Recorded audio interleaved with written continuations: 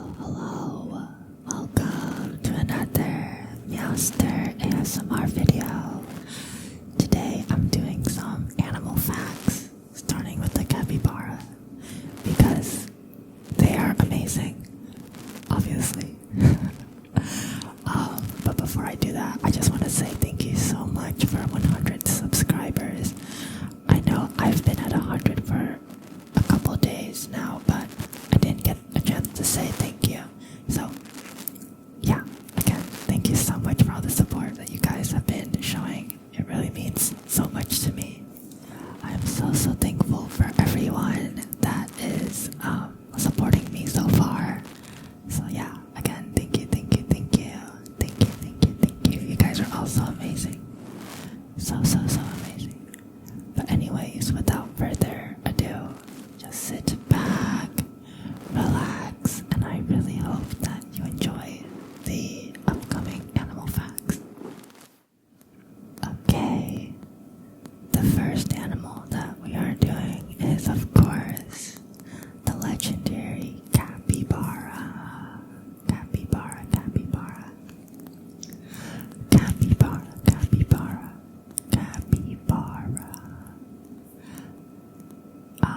So the first fact is that in 1784, the Vatican declared that capybaras could be classified as fish, so that they could be eaten during Lent.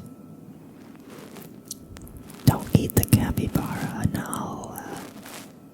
Well, I guess in a lot of cultures they do eat capybaras, but I think it's a bit of a stretch to call a capybara a fish. But what do I know? I'm not a biologist. Okay, the next fact. They might not look like it, but they are rodents. They're not just any rodents, though. They are the largest living rodents. I actually knew that one. I used to have some guinea pigs as pets. And they look a lot like capybaras. They look like scaled down versions of capybaras. And I knew that my guinea pigs were definitely rodents. So I was like, okay, it makes sense that a capybara would be a rodent. There are two species of capybaras: the greater capybara, or Hydrochaeris, and the lesser capybara, or Hydrochaeris. It's easy to tell the difference between greater and lesser capybaras, though. While they both look similar, lesser capybaras are much smaller, have entirely different breeding habits, and are nowhere near as social as their larger counterparts. I just realized I don't really know where capybaras originate from, like what country or what area of the world. They must not have any predators because they seem so, clueless. Okay, the next. Capybaras belong to the Cavy family of rodents, a group of South American rodents that also includes the domestic guinea pig. Yay. Yeah, the guinea pig. Okay, believe it or not, there is no collective noun for a group of capybaras. Oh, okay. Some people have suggested a meditation of capybaras because they're so relaxed. Next, they are highly social creatures. While they usually live in groups of 10 to 20, this number has been known to rise as high as 100 or so. Could you imagine, an army of capybaras of 100? That would be so funny. I've never seen that, but I would love to see that. Their name comes from the indigenous Tupi people of Brazil.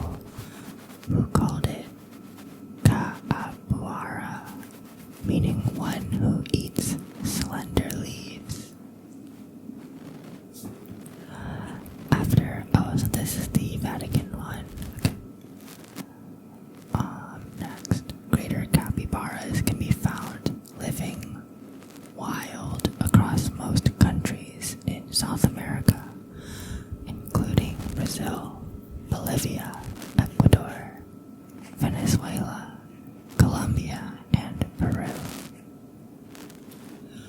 While greater capybara populations are healthy, their lesser cousins are threatened due to excessive hunting and loss of habitat. I wonder why greater capybara populations are still healthy.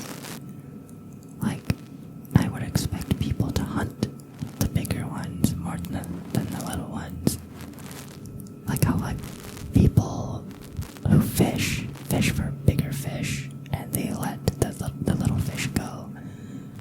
So I would expect the greater capybaras to be hunted more, but I guess they're okay. For now. Okay. Wild capybaras usually grow up to 4.4 feet long and typically weigh up to 146 pounds. That's actually pretty heavy. That's actually a lot.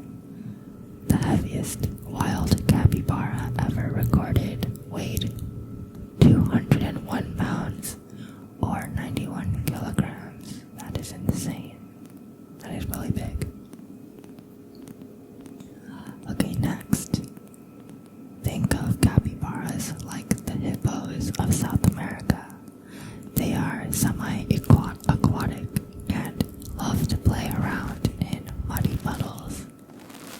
Also, like hippos, their eyes, nose, and ears are all on top of their heads, so they can stay mostly submerged while keeping an eye on their surroundings. Isn't that like alligators too? Or crocodiles too? They like have all their face pieces on the top of their head. So they can be above the water. Okay. Capybaras can hold their breath for up to 5 minutes at a time. Wow. They are also strong swimmers thanks to their webbed feet. Next, capybaras became world-famous revolutionaries when they invaded an ultra-rich gated community in Buenos Aires, Argentina. They could almost be seen to be reclaiming their land as the community they invaded was built on their native wetlands. Okay. Capybaras have their own song called Capybara by a Russian band. I cannot say the Russian name of the band, but the Russian band's name translated is capital She Us. By the way, this is the Capybara song. Is the audio that's everywhere on TikTok and Instagram. It's that song. I looked it up and I was like, oh, it's that song. Of course. It's illegal to own capybaras as pets in some U.S. states, including Texas and Pennsylvania. Not that it's a great idea, unless you happen to have your own private swampland. I feel like they would be pretty hard to take care of. But I don't know. I'm not sure what the protocol is for capybara care. I feel like they would need a lot of land. Okay. Capybaras are so incredibly chill that other animals love to sit on them. Birds, monkeys, and even turtles have been known to hitch rides or lounge on the backs of these carefree creatures.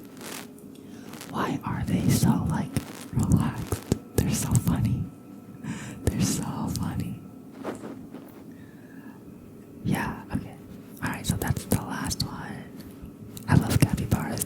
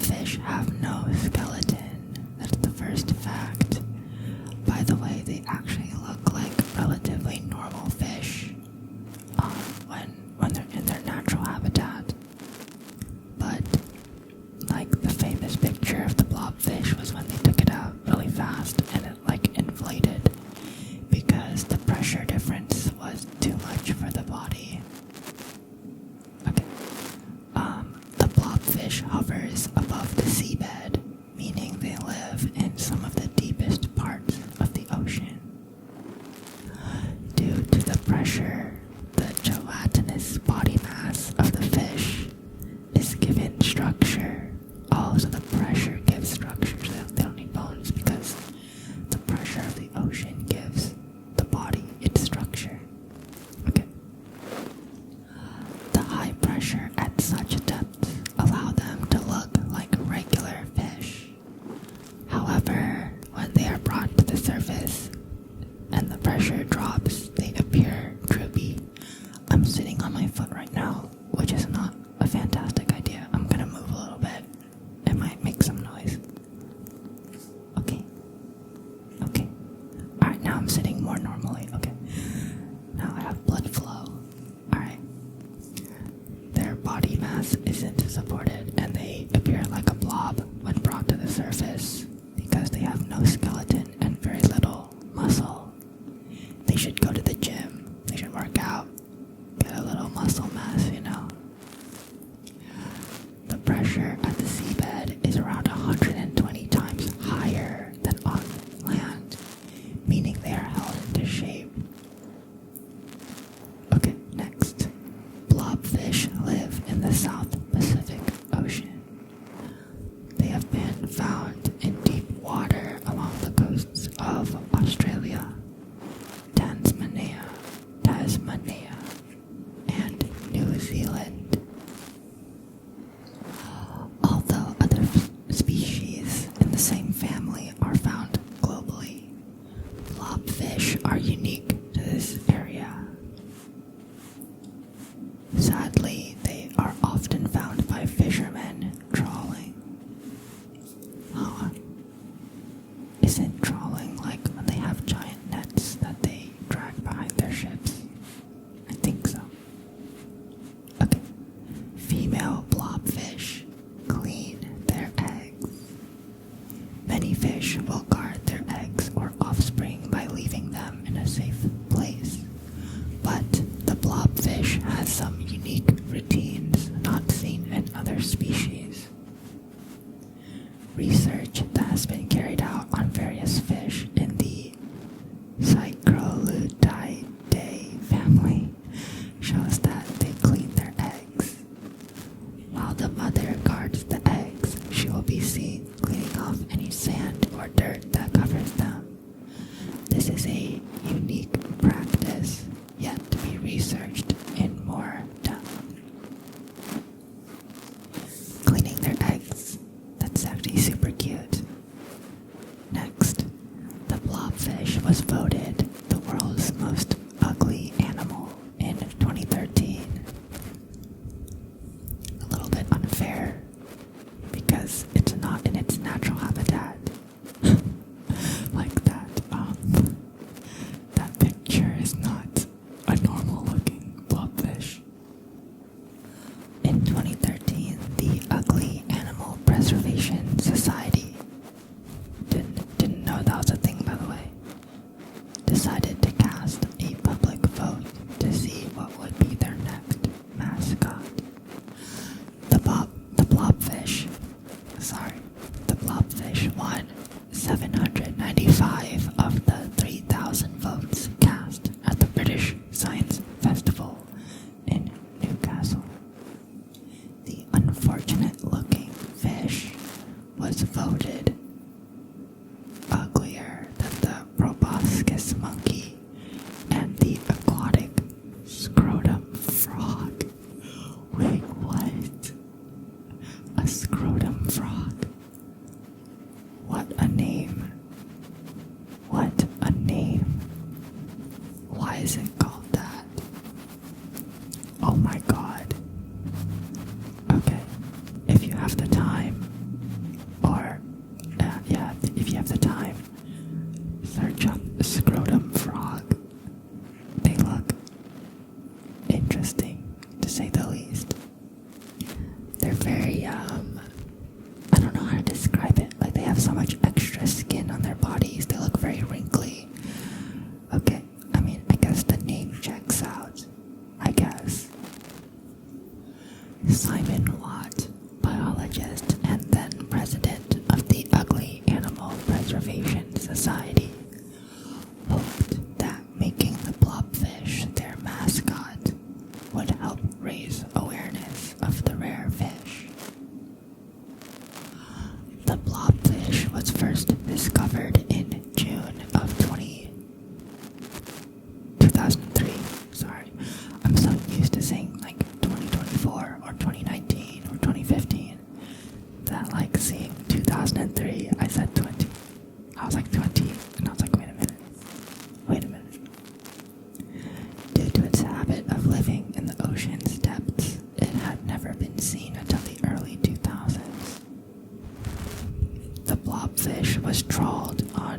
Norfolk Ridge just northwest of New Zealand. The scientists on board instantly named it Mr. Blobby. Of course. Of course. Of course. Although it was caught by accident, it opened the doors for discovery. Mr. Blobby can be seen in the Australian Museum Ichthyology collection. Oh wow, so they still have the original blobfish. Okay, interesting. Mr. Blobby, if you've ever seen him, let me know. Let me know. Okay, the blobfish is not a hunter and does not bite. Instead, it only eats microscopic bacteria. Wow. What a peaceful little guy. What a pacifist. Okay. No studies have been carried out on living blobfish. Due to their habitat being at great depths, there have been no studies on living blobfish. As soon as they are brought up to lower pressures or the surface, they don't survive. This has made it very difficult for scientists to study them and their behavior. The most evidence captured has been through photography and looking at them when they are at the surface. This also means that there is no understanding of where it stands as a potentially endangered species. Next, blobfish are part of the Cycrolutidae fish family. They have relatives with similar appearances and habitats that can be found worldwide. One of the most common relatives is the blob sculpin found in the North Pacific Ocean. The name Cycrolutidae comes from the Greek word cycroluteo. The word means to have a cold bath, and it was given to them due to their love of cold water. Next, blobfish do not have a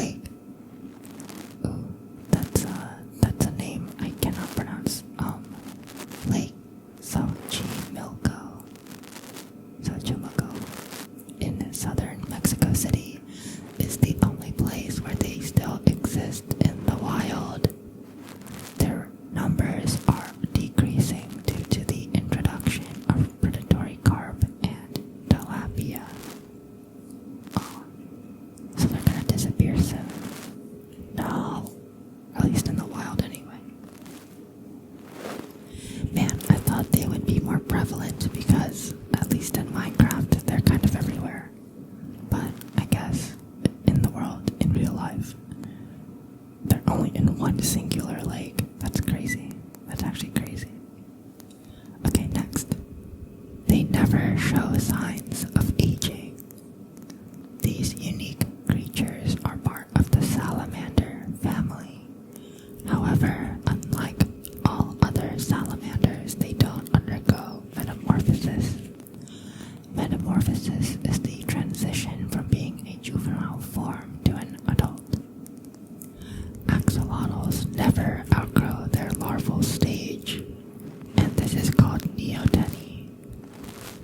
Oh, they're just forever in their baby stage. That's kind of funny. What the heck? Okay, next. Axolotls are carnivores. Their diet consists of crustaceans, worms, small fish, and insects. They suck their prey through their sweet smile, almost like a vacuum. Due to not undergoing metamorphosis, they never grow teeth, so everything has to be filtered through their mouth. Axolotls will eat anything, regardless of whether it is dead or alive. Young axolotls have been known to be cannibalistic and eat the limbs of their fellow species. The limbs. That's a bit violent. That's a bit violent. This curious creature comes in a variety of colors. Most axolotls we see online or in pet stores are white with pinkish features. However, in the wild, they can be completely different colors. They tend to be brown or black with olive green or gold patterns. The lighter colored axolotls that we are perhaps more familiar with are bred to be this way. These are often the albino, pink, and lucidic species, which have reduced pigmentation in their skin. The above traits are rarely found in axolotls in the wild. I see. Next, axolotls were first brought to Europe in 1864. That's a lot, more in the past than I expected. Axolotls originate in Mexico, but they have since become a global phenomenon. They were first taken to Paris in 1864, where the pet trade for these creatures began. The first exports were for laboratory use to study their ability not to undergo metamorphosis. But during this process, they thrived in captivity, where the potential for the pet trade began. They bred well and fascinated people, so they became a widespread curiosity to add to an aquarium. Next, for axolotls, finding a mate involves dancing. Just when you thought they couldn't get any cuter, they dance with their mates during courtship. When they reach sexual maturity at 1 year old, they search for a mate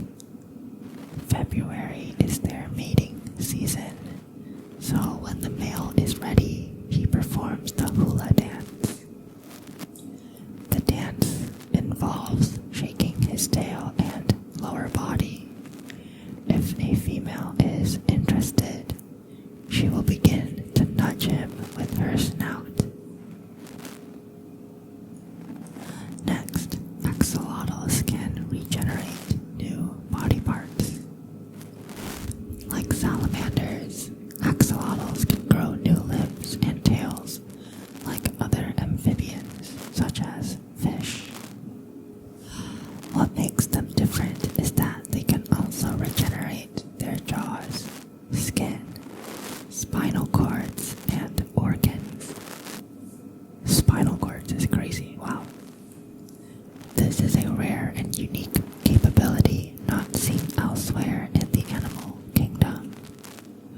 The ability to regenerate has intrigued scientists for many years, and research has been conducted to see how they do it.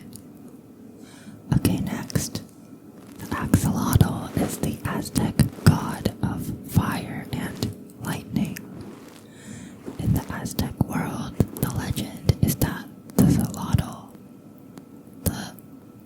the god of fire and lightning, transformed into an axolotl. The legend is that he used this disguise to hide from being sacrificed. Axolotls appear regularly in Aztec culture and have been around for millions of years. Next, they are an endangered species. The axolotl is an endangered species primarily due to the loss of natural habitat. As mentioned above, axolotls are only found in 2 lakes in Mexico City, but due to one being drained, there is now only one place on Earth where they have to live outside of captivity. As of 2022, it's estimated that there are only between 700 and 1,200 left in the wild. Wow, that's actually a very small amount. That is not very many at all. The Mexican government has been working on restoring their natural habitat in fresh water. They are also working towards creating ecotourism sites where tourists can enjoy looking at these natural wonders. And finally, the last axolotl fact is that axolotls are banned as pets in some US states and some Canadian provinces. This may be a surprise, but it is illegal in some states of the US to own an axolotl as a pet. Each state has different reasons, but the main reason is the risk of them entering the wild. I see.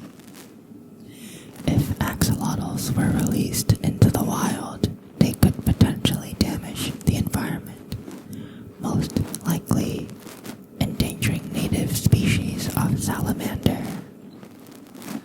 Other states, such as Hawaii, require you to have a permit if you wish to keep one as a pet. Okay, and that's it. That's it for axolotls. Okay, what animal do we have next? Okay, looks like we have the llama. Llama. Okay, some facts about llamas. Llamas are actually from the same family as camels. Llamas and camels both come from the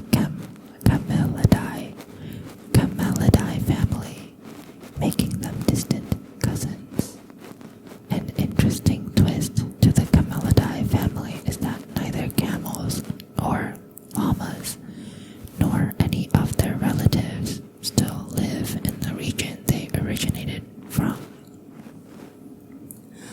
Camelids originally evolved in the North Americas, and it wasn't until around 2 or 3 million years ago that the family split apart and went to the regions they are now found in today. Next, llamas were in the US long before humans were. Well, not exactly llamas, but very, very close relatives to them. These prehistoric llamas were called Hemiauchenia, and it was from this species that all modern llama-like animals, such as llamas and alpacas, are descended.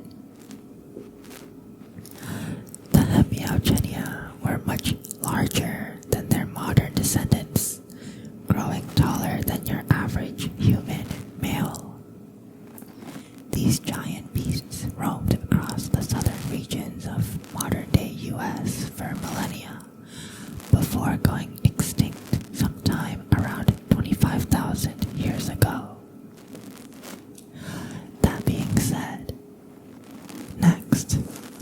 llamas are native to South America. The llama that we know and love today is undeniably a South American animal. Sorry for the cars, I'm so sorry. More specifically, they come from a region of Peru and Bolivia in the Andes Mountains, where the Inca Empire reigned. While their ancestors came across Panama millions of years ago, they quickly evolved into the much smaller and cuter animals we know today. Next, llamas do not live in the wild. Wait, seriously, what the heck?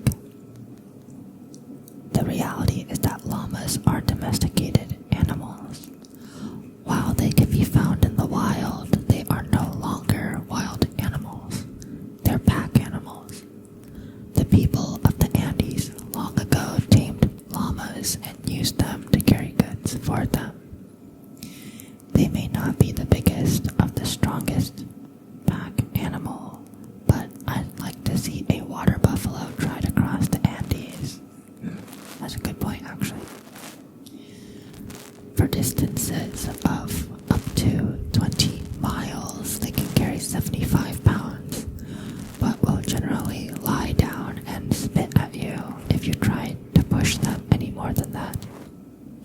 So they actually do spit at people. That's such a weird, thing that they do. That's literally so weird. Llamas can spit distances of more than 15 feet. It's a little bit gross, actually.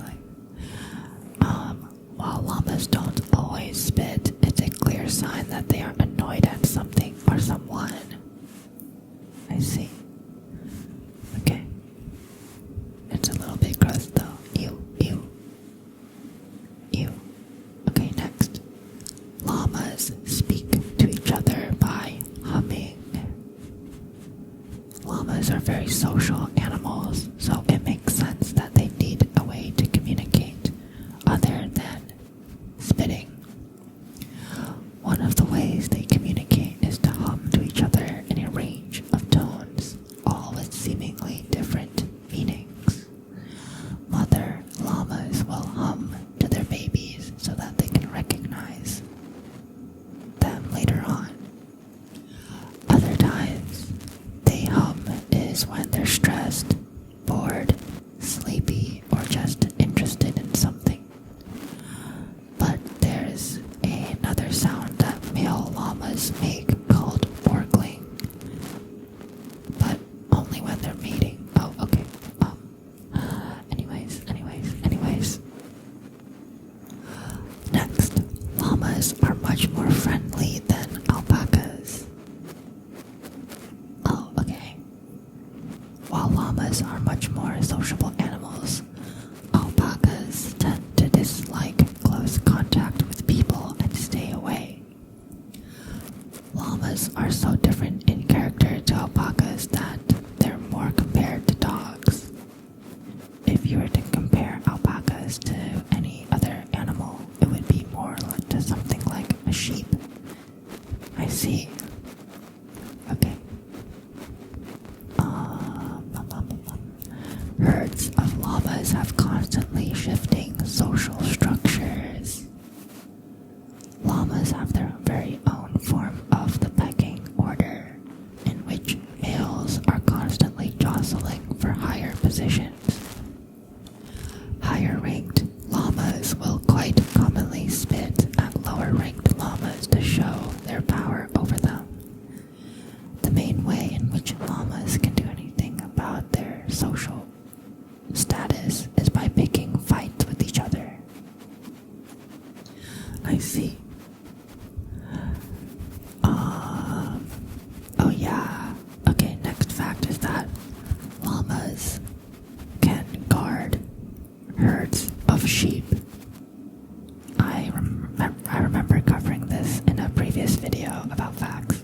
It just had this fact in it, but apparently sheep and alpaca farmers in the US discovered that llamas were great guard animals as long as you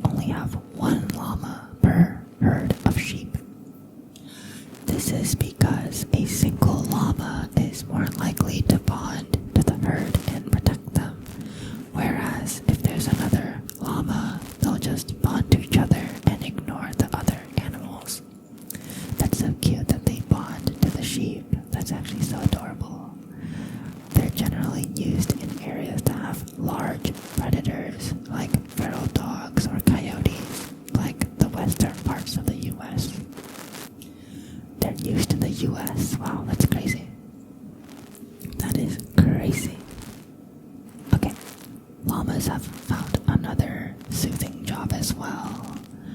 They have also taken on the role of therapy animal, which has worked surprisingly well. In some parts of the US, you can find therapy llamas working in nursing homes and schools where they comfort the residents and patients. Wow. That's actually really interesting. I guess it's not super surprising. We have some very strange therapy animals. Like we have dogs, but we also have like miniature horses and all that. So we have quite the range of animals for therapy, which I think is really cool. Okay, let's see. How many more should I do? I have a list and it looks like I'm not going to be able to finish all of them. Maybe I'll do one last one, depending on how long it is. Alright. Next we have some facts about raccoons. Raccoons. The trash rodent. The trash fox. Trash can. Guy. I don't know. Okay. Alright. In the wild, raccoons live for 2 to 3 years, while raccoons can live up to 20 years in captivity. That is actually insane. What the heck? You're telling me you can 10 times the lifespan of a raccoon by keeping it in captivity? Well, I guess they do get themselves in very silly situations in the wild, so I guess, but man, that's crazy to me. Next, raccoons can make over 50 different sounds to communicate. They can hiss, purr, and growl, often when competing for food. Next, raccoons are generally nocturnal, meaning they are awake during night hours. However, due to the availability of food in certain regions, a raccoon may be seen awake during the day, scavenging for food. Next, they live in a variety of places, from tropical areas to busy cities. Oh, we know about the busy cities. Okay, raccoons are native to North America. Toronto, Canada has one of the biggest city raccoon populations. Raccoons often live in busy cities as it provides a good food source for them. Okay. Next, a raccoon has extremely sensitive front paws, which get more sensitive if they put them in water. That reminds me of that one video of a raccoon washing like cotton candy in a river, and then the cotton candy just dissolves, and it's like, what the heck? Where did it go? I love that video. Okay. They have 5 fingers on each paw. They can climb down trees head first by rotating their hind feet 180 degrees. Whoa, that's a little freaky. Next, a raccoon eats whatever it can find in its environment, from bugs to plants. They catch a lot of their food by snaring it out of the water, such as crayfish and frogs, and they also don't mind eating fruit. Next fact is that car accidents are a big killer of raccoons. The raccoon does not have many natural predators, although cougars, bobcats, and coyotes have been known to attack them. Disease in cities is often another major killer of raccoons. I can imagine. Okay. The scientific name for raccoons is Procyon lotor, which translates to before dog washer. I don't know what that means. The English name for raccoon is derived from the Proto-Algonquian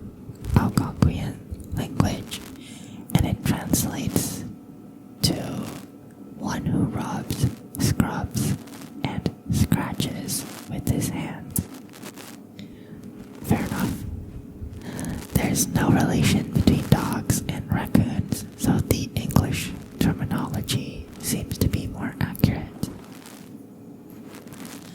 Next, there are seven different species of raccoon, but there is currently one species of raccoon that is endangered, the pygmy raccoon. A group of raccoons is called a nursery or a gaze. Some dens contain up to 30 raccoons, although it is more common for them to contain around 4. Okay. Next, raccoons have a very high mammal IQ, smarter than cats and just below monkeys. They can open bins by using their paws to lift the lids. One study showed that raccoons can remember solutions to tasks for up to 3 years. Next, they have bushy ringed tails and a black mask across their eyes. It is not known why they have the black mask across their faces. Well, obviously, it's to hide their identities. They don't want to be caught, running around in the trash. But one thesis is that it enhances their ability to see at night. They have very thick, grayish brown fur, of which 90% is under fur to keep them warm. Next, in the wintertime, they stay inside their dens, but they do not hibernate. Raccoons enter a state known as torpor. This allows them to stay asleep and wrapped up in their dens for the winter period. I wonder what the difference between hibernation and torpor is. They seem relatively similar, but I guess there has to be some kind of difference. Okay, next. Male raccoons mate with many partners for 1 year, while females only have one partner.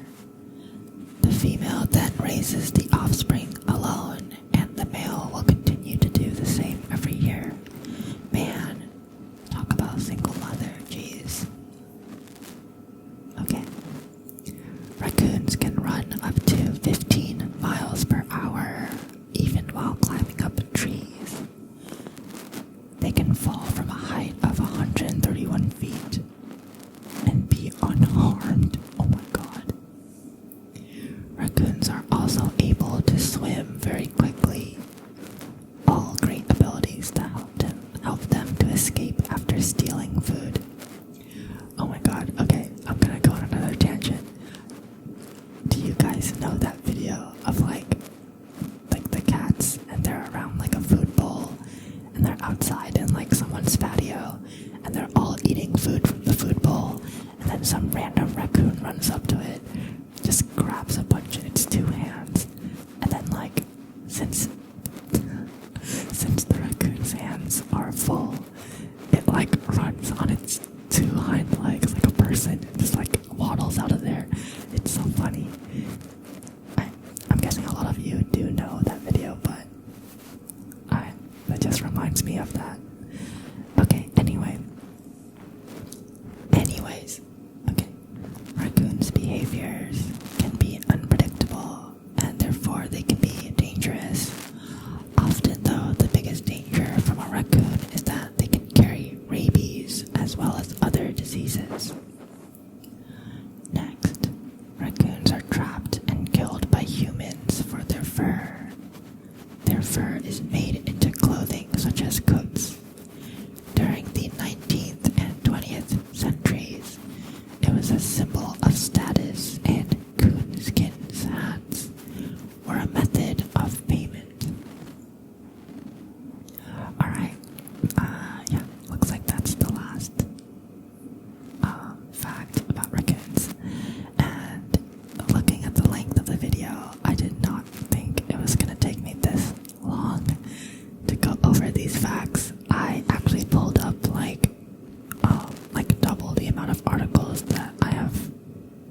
I've read to you.